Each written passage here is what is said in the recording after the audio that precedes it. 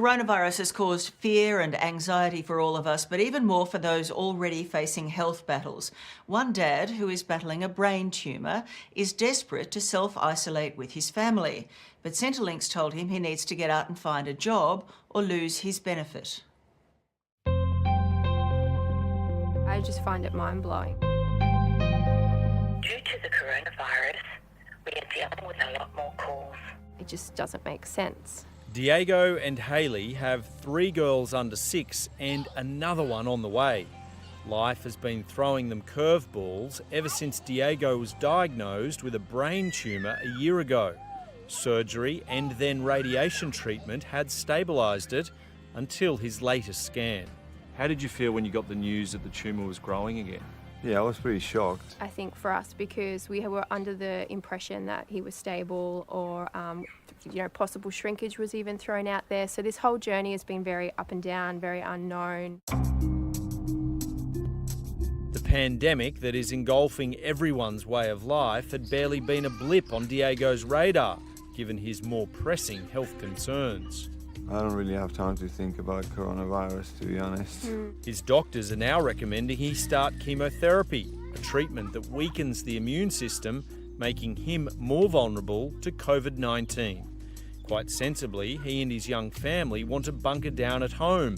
But last week, amid all the chaos of Centrelink being swamped by new job seekers, Diego was told he needed to find employment.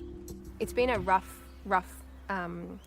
track for us, this whole journey since he was diagnosed, but it just seems to be not getting any easier. And now in this time when everyone is, packing Centrelink for income support, and yet we're getting these messages this week to say, what's going on? You need to be looking for work. I've always been a worker, but sometimes you just can't.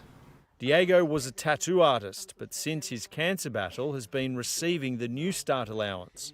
His diagnosis isn't bad enough to warrant a disability support pension. I think you just get looked down upon. Being on New Start just felt really odd, like he's always worked. He says he hasn't been the same since having brain surgery last year. I'm still finding different things about my condition that I didn't really know. Like sometimes I'm talking with Hayley and then I go blank. Imagine in the current job climate trying to find a new employer willing to assist an employee through chemotherapy. Do you think an employer would give you a job with what you're facing at the moment? I wouldn't employ myself at the moment. If I interviewed myself, I would probably not employ myself. His oncologist wrote a medical certificate which should have cleared Diego from having to look for work. But last week he received this letter stating he is not eligible for exemption because his incapacity to work is not temporary.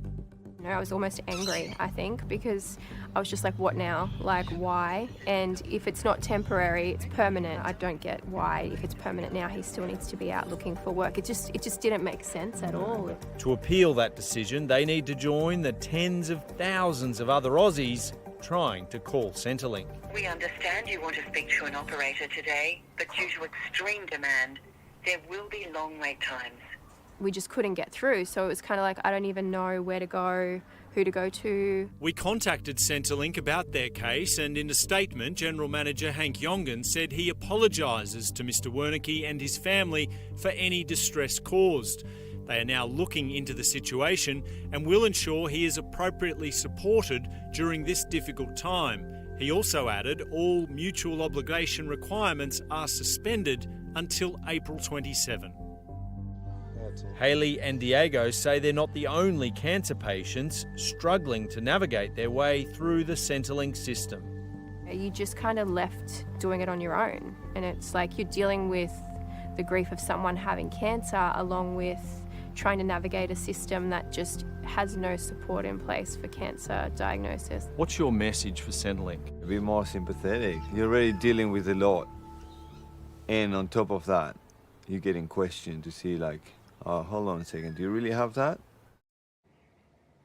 The Centrelink boss added that appointments and activities are currently voluntary for all job seekers and people will not be penalised for being unable to attend.